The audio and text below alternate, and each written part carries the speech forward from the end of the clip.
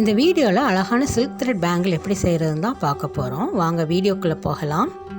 Welcome to Thangam crafts.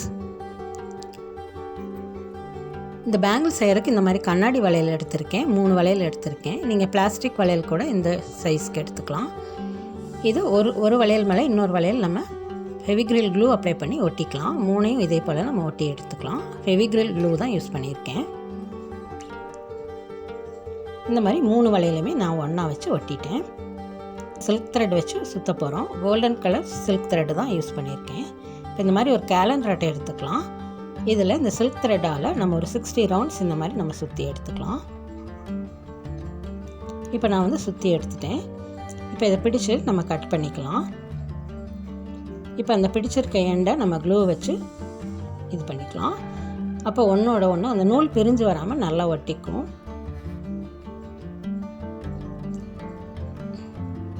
இந்த நூல் பிரிஞ்சு வராமல் ஒரே மாதிரி இருக்கும். அப்போ நம்ம சுற்றி எடுக்கிறதுக்கு ஈஸியாக இருக்கும் கொஞ்சம். அதனால் இந்த மாதிரி செஞ்சுக்கலாம். இப்போ இந்த வளையலில் அந்த எண்டை நம்ம க்ளூ வச்சு ஒட்டிக்கலாம்.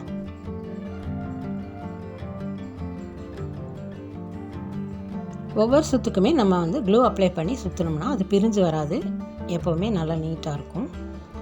இதே மாதிரி நம்ம நல்லா அந்த நூலை நல்லா பிடிச்சிட்டு நல்லா சுற்றி எடுக்கணும். ஒவ்வொரு டைமுமே நம்ம க்ளூ அப்ளை பண்ணிக்கலாம். இப்போ நான் இந்த மாதிரி சுற்றிட்டேன். இது பாதி வரைக்கும் தான் வந்திருக்கு. அதை நல்லா ஒட்டிட்டு கட் பண்ணி எடுத்துக்கலாம். மீதி பாதிக்கு திருப்பியும் அதே மாதிரி கேலண்டரில் நம்ம நூல் சுற்றிட்டு வளையலில் சுற்றி எடுத்துக்கலாம். இப்போ நான் வளையல் ஃபுல்லாக சுற்றி எடுத்துட்டேன். இது மாதிரி தான் இருக்கும். இப்போ இந்த மாதிரி ரிங் எடுத்திருக்கேன்னா இந்த ஆரி ஒர்க்காக யூஸ் வாங்க அந்த ரிங்கு தான் அது. அந்த ரிங்கினுடைய பேக் சைடில் க்ளூ அப்ளை பண்ணி வளையலில் வச்சு ஒட்டிக்கலாம்.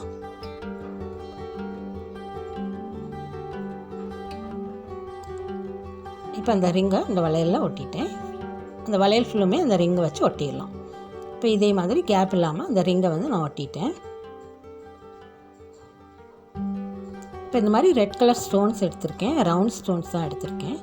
இது அந்த ரிங்குக்கு நடுவில் வச்சு நம்ம ஒட்டிக்கலாம். இதே மாதிரி ரிங்கு ஃபுல்லாக அந்த ஸ்டோன்ஸை வச்சு நம்ம ஒட்டிக்கலாம்.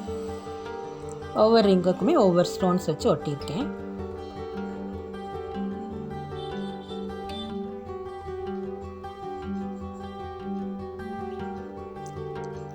இப்போ இந்த ரிங்கு ஃபுல்லுமே நம்ம சுற்றி எடுத்துக்கலாம். இப்போ ரிங்கு ஃபுல்லுமே நான் ஒட்டி எடுத்துட்டேன். பார்க்குறக்கு இது மாதிரி தான் இருக்கும். இந்த கேப்பில் நம்ம ஸ்டோன்ஸ் வச்சு ஒட்ட போகிறோம். இந்த மாதிரி ஸ்டோன்ஸ் தான் எடுத்திருக்கேன்.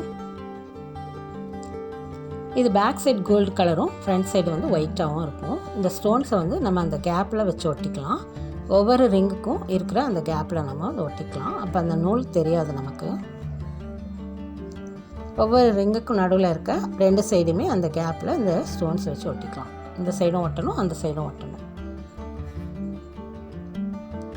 இதே மாதிரி வளையல் ஃபுல்லாக நம்ம ஒட்டி எடுத்துக்கலாம்.